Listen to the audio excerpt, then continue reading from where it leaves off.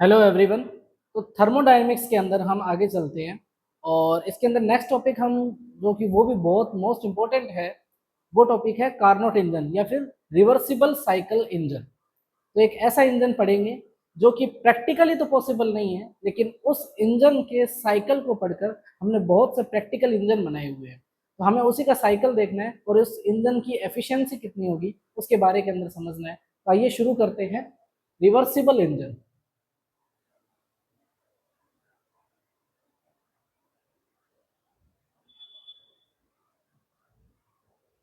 तो देखिए, reversible engine पढ़ने के लिए हमें तीन चीजों के बारे में जानना है, और वो तीन चीजें कौन सी हैं? उनमें एक होगी सोर्स, दूसरा होगा वर्किंग सब्सटेंस, वर्किंग सब्सटेंस, और तीसरा होगा सिंक। ये तीनों चीजें मिलकर एक इंजन बनता है। इसमें क्या होगा? सोर्स से हीट मिलेगी वर्किंग सब्सटेंस को, वर्किंग सब्सटेंस उस हीट में से कुछ अमाउंट ऑफ हीट को वर्क के अंदर कन्वर्ट करेगा और बची हुई हीट को रिजेक्ट कर देगा सिंक के अंदर। तो मान लिया सोर्स जो है वो T1 टेम्परेचर पर है और सिंक जो है T2 टेम्परेचर पर है। और हमें ये भी पता है कि हीट जो ट्रांसफर होती है वो होती है higher temperature to lower temperature. तो जैसा कि मैंने कहा कि सोर्स से हीट लेगा वर्किंग सब्सटेंस और उस हीट में से कुछ हीट वर्क डन में कन्वर्ट हो जाएगी और बची हुई हीट कहाँ जाएगी? सिंक में। इसका मतलब क्या हुआ कि T2 जो है वो लेस देन होना चाहिए T1 से। ठीक है, ये बात हमें पता होनी चाहिए। तो हम मानते हैं कि शुरुआत में सोर्स से जो हीट ली वो हीट है Q1, और फिर इसमें से वर्किंग सब्सटेंस ने कुछ वर्क किया और माना जो वर्क किया वो है W, और जो बची हुई हीट है वो मान ली Q2 है जो कि इसने सिंक को ट्रांसफर करी है। ठीक है, तो अगर मैं देखना चाहूं कि वर्क वर्क कितना हुआ है तो वो मैं बोल सकता हूं Q1 माइनस Q2, क्योंकि टोटल मेरे को हीट कितनी मिली वर्किंग सब्सटेंस में? Q1, और जो रिजेक्ट हीट करी मैंने वो कितनी करी? Q2। तो Q1 में से Q2 माइनस करेंगे तो जो बची हुई अमाउंट ऑफ हीट है वो किस में कन्वर्ट हुई? वो कन्वर्ट हुई वर्क डन के अंदर। ठीक है, आई होप आपको समझ में आ रहा होगा, ज्यादा मुश्किल नहीं है। तो अब इसी चीज को हम आगे समझते हैं उसके अनुसार। तो आगे समझने के लिए हमें थर्मोडायनेमिक्स लॉ पता होने चाहिए। अगर आपको वो नहीं पता है या आपको उनके अंदर कोई कंफ्यूजन है तो आप कमेंट में लिख दीजिए, मैं उसके ऊपर भी एक सेपरेट वीडियो बना दूंगा।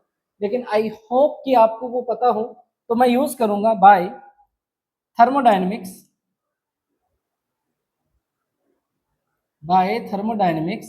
First law. ठीक है, थर्मोडायनेमिक्स फर्स्ट लॉ जो है वो हमें पता है कि एनर्जी कंजर्वेशन पे बेस होता है, यानी कि जो चेंज इन हीट है या ट्रांसफॉर्म जो हीट हुई है वो किस में कन्वर्ट होगी? इंटरनल एनर्जी और वर्क डन के अंदर। किस में कन्वर्ट मानेंगे हम? इंटरनल एनर्जी और वर्क डन के अंदर। अब क्योंकि हम इंजन जो बोल रहे हैं वो रिवर्सिबल है, ठीक है, अगर कार्नोट साइकिल बात करें, कार्नोट इंजन, उसके अंदर जो प्रोसेस होता है वो रिवर्सिबल होता है। कार्नोट इंजन में प्रोसेस कैसा होता है? वो रिवर्सिबल होता है। ठीक है, तो उसके लिए जब रिवर्सिबल प्रोसेस होगा, ठीक है, तो उसके लिए एक चीज होती है एंट्रोपी। एंट्रोपी क्या होती है? एंट्रोपी बताती है रैंडमनेस, कि किसी सिस्टम में कितना ज्यादा रैंडमनेस है। जितना ज्यादा रैंडमनेस होगा उतनी ही ज्यादा एंट्रोपी होगी। ठीक है, और कोई भी ऐसी चीज नहीं है जिसका रैंडमनेस जीरो हो। ठीक है, लेकिन फिर भी हम आइडियल कंडीशन के लिए ले लेते हैं कि रैंडमनेस कम से कम कितना हो सकता है? जीरो, यानी कि सब चीजें जहां से शुरू हुई वापस वहीं पर आ चुकी हैं। ठीक है, तो बेसिकली इसको हम थर्मोडायनेमिक्स का सेकंड लॉ भी बोल सकते हैं कि जो एंट्रोपी है, एंट्रोपी को मैं एस से लिखूंगा, तो change in entropy always greater than equals to zero होता है। एंट्रोपी क्या बताता है? रैंडमनेस, सिस्टम के अंदर कितनी ज्यादा रैंडमनेस है। तो अगर रिवर्सिबल साइकिल है, मतलब कोई भी प्रोसेस शुरू हुआ और रिवर्सिबल का मतलब वापस घूमकर वहीं आ जाएगा। ठीक है, तो रिवर्स हो रहा है इसका मतलब उसकी एंट्रोपी पूरे साइकिल के बाद में एंट्रोपी क्या हो जाएगी? जीरो, क्योंकि जहां से शुरू हुआ खत्म भी वहीं पर ही वापस हो रहा है। तो डेल्टा एस में क्या ले लूंगा? जीरो। ठीक है, तो डेल्टा एस का फॉर्मूला होता है डेल्टा क्यू अपॉन टी। ठीक है, ये थर्मोडायनेमिक्स का सेकंड लॉ आप समझ लो। तो डेल्टा एस की वैल्यू होती है डेल्टा क्यू अपॉन टी। ठीक है, और अगर ये जीरो है इसका मतलब मैं कह सकता हूं कि डेल्टा क्यू की वैल्यू कितनी है, Q1 माइनस, अगर मैं ये लिखूं कि डेल्टा एस इक्वल्स टू 0 है तो डेल्टा क्यू अपॉन टी भी 0 होगा, डेल्टा क्यू अपॉन टी भी 0 होगा। तो देखो जब Q1 हीट निकल रही है तब टेम्परेचर है T1, और जब Q2 हीट निकल रही है तब टेम्परेचर क्या है T2। तो मैं इसको यहाँ अगर डेल्टा क्यू की वैल्यू लिखूं तो Q1 upon T1 minus Q2 upon T2 equals to what, 0। तो यहाँ से मैं बोल सकता हूँ कि Q1 upon T1 equals to Q2 upon T2, यानी कि एक रिलेशन ये आ गया, और इस रिलेशन को थोड़ा मॉडिफाई करें तो मैं ऐसे भी लिख सकता हूँ Q1 upon Q2 equals to T1 upon T2। ठीक है, लेकिन ये रिलेशन कब पॉसिबल है, जब एंट्रोपी क्या हो, 0 हो। और एंट्रोपी 0 कब पॉसिबल है, जब प्रोसेस कैसा हो, रिवर्सिबल, साइकिल कैसा हो, रिवर्सिबल। ठीक है, तो it is only valid for only, और रिवर्सिबल साइकिल को ही हम बोलते हैं Carnot cycle, only valid for Carnot cycle. ठीक है, वरना ये जरूरी नहीं है कि Q1 अपॉन Q2 इक्वल हो T1 अपॉन T2, क्योंकि डेल्टा एस 0 नहीं होगा तो ये कैसे इक्वल हो सकता है। ठीक है, अब अगर मैं एफिशिएंसी निकालूं इंजन की एफिशिएंसी निकालें, एफिशिएंसी को हम डिनोट करते हैं ईटा से। ठीक है, तो एफिशिएंसी कैसे निकालेंगे, देखो वर्किंग सब्सटेंस में कितने हीट ट्रांसफर हुई, Q1, और Q1 हीट में से कितना वर्क डन करा, W। ठीक है, तो एफिशिएंसी को मैं लिखूंगा W अपॉन Q1, यानी कि Q1 हीट में से कितना वर्क किया, W वर्क किया, और W की जो वैल्यू है वो कितनी है, Q1 minus Q2 upon Q1। तो ईटा इक्वल्स टू Q1, इसको अलग अलग करेंगे तो 1 माइनस Q2 अपॉन Q1। ठीक है, ये है एफिशिएंसी, ये किसी भी इंजन के लिए पॉसिबल है। ठीक है, ये है जनरल एफिशिएंसी, ये है जनरल एफिशिएंसी।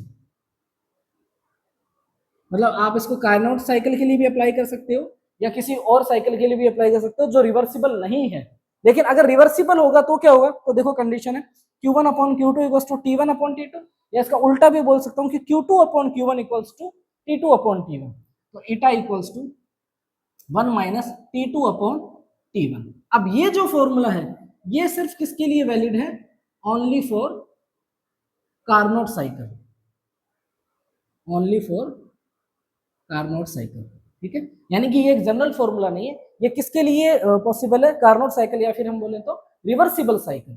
तो ये एफिशिएंसी का फॉर्मूला सिर्फ उसी के लिए वैलिड है, लेकिन ये जनरल फॉर्मूला है, ये एफिशिएंसी का फॉर्मूला हर जगह वैलिड है। तो अगर मैं एफिशिएंसी परसेंटेज निकालना चाहूँ तो ऐसे भी लिख सकता हूँ कि percent efficiency equals to W upon Q1 into 100%। ठीक है, तो ये भी फॉर्मूला, ये जनरलाइज फॉर्मूला बन गया, और ये कार्नोट साइकिल के लिए। तो आई होप आपको समझ में आया होगा। इसमें कुछ कुछ चीजें नहीं है, जैसे कि अगर वो चीजें आपको नहीं पता तो आपको थोड़ी सी प्रॉब्लम आएगी कि थर्मोडायनेमिक्स फर्स्ट लॉ क्या होता है, थर्मोडायनेमिक्स सेकंड लॉ क्या होता है, या थर्मोडायनेमिक्स के अगर आपको लॉज नहीं पता है तो ये टॉपिक टफ लगेगा, और अगर ये लॉज पता है तो ये टॉपिक बहुत ईजी लगेगा। ठीक है, लेकिन मैंने डायरेक्ट इसलिए बताया क्योंकि मैक्सिमम स्टूडेंट को थर्मोडायनेमिक्स लॉ पता होते हैं, तो इसलिए मैंने सोचा कि डायरेक्टली आपको कार्नोट इंजन बताया जाए। ठीक है, आई होप आपको समझ में आया होगा। तो अब इसके आगे की हम थोड़ी थोड़ी चीजें और देखते हैं, इसके डायग्राम बनाना वो सब चीजें। तो आगे हम समझते हैं कि कार्नोट इंजन के अंदर कौन कौन से प्रोसेस इन्वॉल्व होते हैं। एफिशिएंसी तो हमने देख ली, लेकिन प्रोसेस देखते हैं कि उसके अंदर कौन कौन से होते हैं। तो process involve in Carnot engine. ठीक है, तो इसके अंदर बेसिकली 4 प्रोसेस होते हैं, 2 तो होते हैं आइसोथर्मल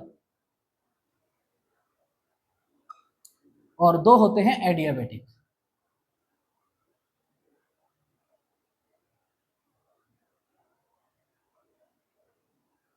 तो 2 होते हैं आइसोथर्मल और 2 होते हैं एडियाबैटिक। लेकिन कौन कौन से, आइसोथर्मल एक्सपेंशन, सबसे पहले होगा आइसोथर्मल एक्सपेंशन, उसके बाद में होगा एडियाबैटिक एक्सपेंशन,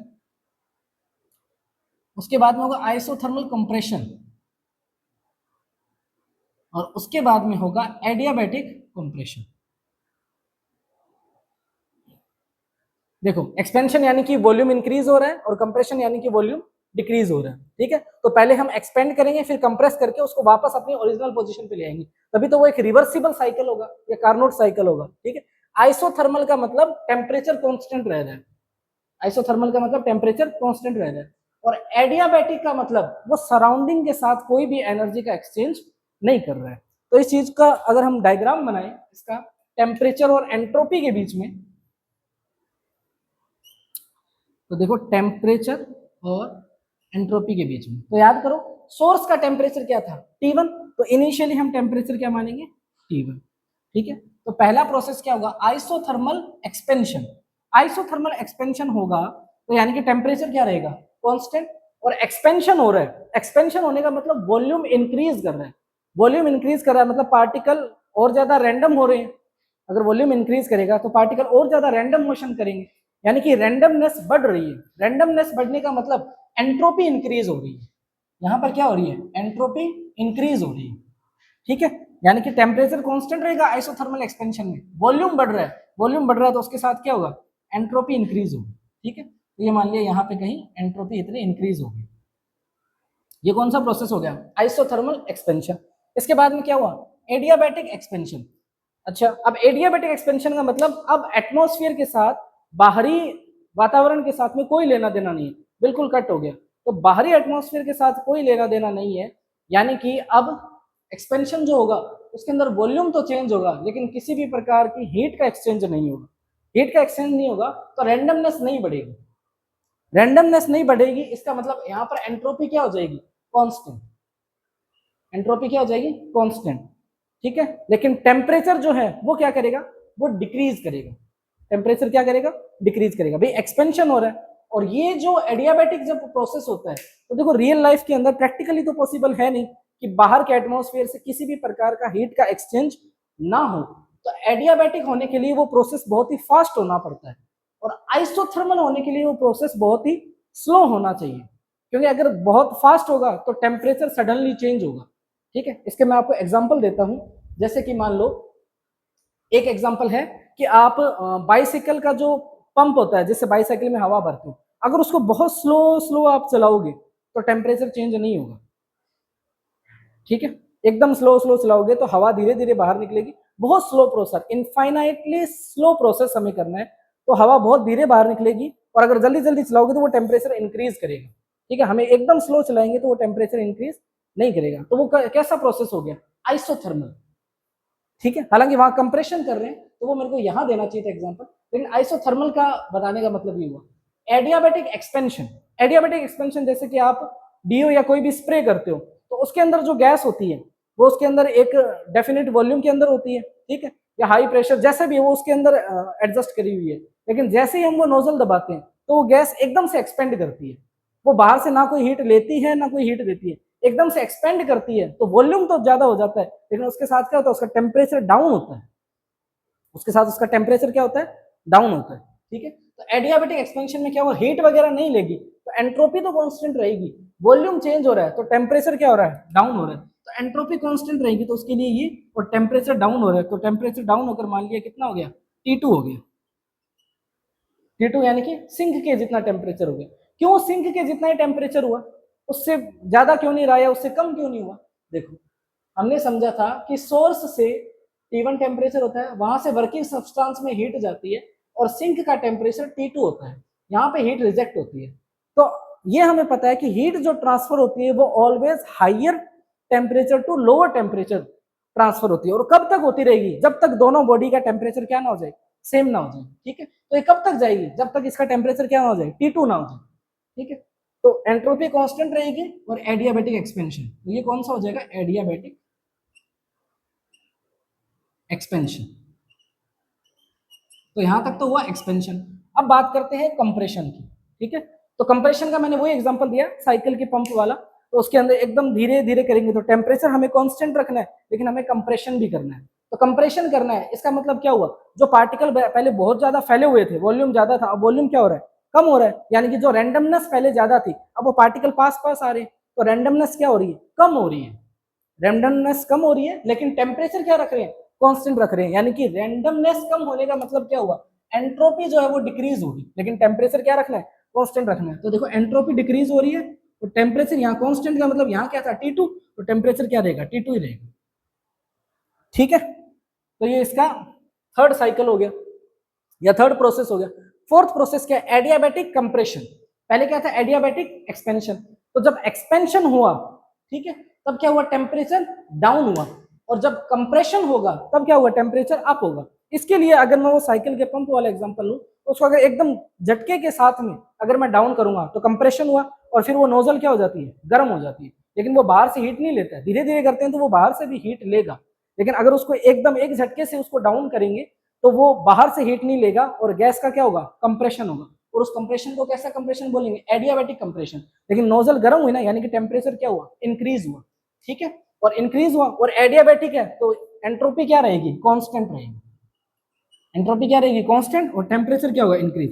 तो वापस जाकर वो प्रोसेस यहाँ चला जाएगा, ठीक है। तो ये एडियाबैटिक एक्सपेंशन, ये एडियाबैटिक कंप्रेशन, ये आइसोथर्मल एक्सपेंशन, और ये आइसोथर्मल कंप्रेशन। और यहाँ आकर वापस उसका टेम्परेचर क्या हो जाएगा, T1 हो जाएगा। यहाँ क्या था, T2 था।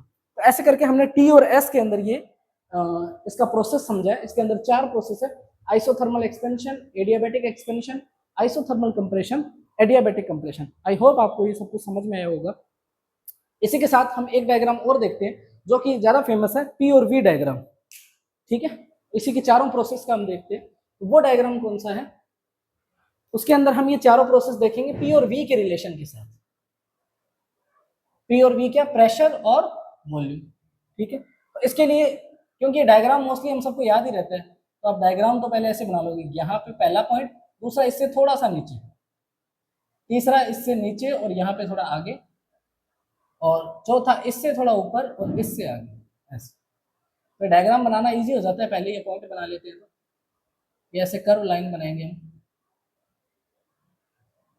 ठीक है। तो ये पहला प्रोसेस, ये दूसरा प्रोसेस, ये तीसरा प्रोसेस और ये चौथा प्रोसेस, ठीक है। ये भी किसके, ये चारों प्रोसेस किसके हैं, कार्नोट इंजन के, ठीक है। तो ये कौन सा प्रोसेस होगा, ये होगा आइसोथर्मल एक्सपेंशन, फिर ये होगा एडियाबैटिक एक्सपेंशन। ये दोनों कौन से प्रोसेस होंगे, एक्सपेंशन, ठीक है। और ये दोनों कौन से होंगे, कंप्रेशन के। ये दोनों प्रोसेस होंगे, ये और ये दोनों कंप्रेशन। ये होगा आइसोथर्मल कंप्रेशन, और सिमिलरली ये होगा एडियाबैटिक कंप्रेशन, ठीक है। ये दोनों प्रोसेस होंगे कंप्रेशन के, और ये दोनों प्रोसेस होंगे आइसोथर्मल के, ठीक है। अब इसको भी हम समझ सकते हैं। इनिशियली मान लिया कि उसका प्रेशर है P1, वॉल्यूम है V1, टेम्परेचर है T1, ठीक है। हमें क्या करना है, आइसोथर्मल एक्सपेंशन। आइसोथर्मल एक्सपेंशन मतलब टेम्परेचर क्या रखना है, कांस्टेंट, तो टेम्परेचर हमें रखना है कांस्टेंट। एक्सपेंशन क्या होगा, सिर्फ वॉल्यूम होगा, ठीक है। एक्सपेंशन का मतलब ये वॉल्यूम हो गया V2, ठीक है, और थोड़ा उसके साथ में क्या हुआ, प्रेशर चेंज हुआ P2, ठीक है। अगर मैं आइडियल गैस देखूं तो आइडियल गैस क्या होती है, PV इक्वल्स टू NR, ठीक है। तो यहां से यहां पे चेंज हुआ कैसा, आइसोथर्मल, लेकिन टेम्परेचर हमें क्या रखना है, कांस्टेंट। फिर देखो, फिर हमें क्या करना है, एडियाबैटिक एक्सपेंशन। एडियाबैटिक एक्सपेंशन मतलब वॉल्यूम भी एकदम से बढ़ेगा, और दूसरा क्या होगा, टेम्परेचर एकदम से घटेगा। तो यहाँ पे वॉल्यूम हो गया V2, टेम्परेचर हो गया T2, ठीक है। फिर हमें क्या करना है, आइसोथर्मल कंप्रेशन। आइसोथर्मल कंप्रेशन मतलब यहाँ टेम्परेचर T2 है, तो यहाँ भी हमें क्या रखना है, टेम्परेचर T2, ठीक है। कंप्रेशन, वॉल्यूम मान लो यहाँ क्या हो गया V3, कुछ इससे वॉल्यूम क्या हुआ, कम हुआ। और फिर हमें क्या करना है, एडियाबैटिक कंप्रेशन, और वो होगा जल्दी से। एडियाबैटिक कंप्रेशन जल्दी से करने के लिए अब हमें टेम्परेचर वापस क्या होगा, इंक्रीज होगा। जब कंप्रेशन करेंगे, ये हमने यहाँ समझा है, तो टेम्परेचर वापस क्या हो जाएगा, T1 हो जाएगा, और वॉल्यूम वापस क्या हो जाएगा, V1 हो जाएगा। प्रेशर भी एज वेल एज वापस क्या हो जाएगा, P1 हो जाएगा। तो ये चारों प्रोसेस थे कार्नोट इंजन के। आई होप आपको ये सब समझ में आया होगा, और अगर किसी भी प्रकार का डाउट है तो आप कमेंट में लिखिए, मैं उसको और ज़्यादा एक्सप्लेन करने की कोशिश करूँगा। इसी के साथ अब मिलते हैं नेक्स्ट वीडियो के अंदर। Thank you.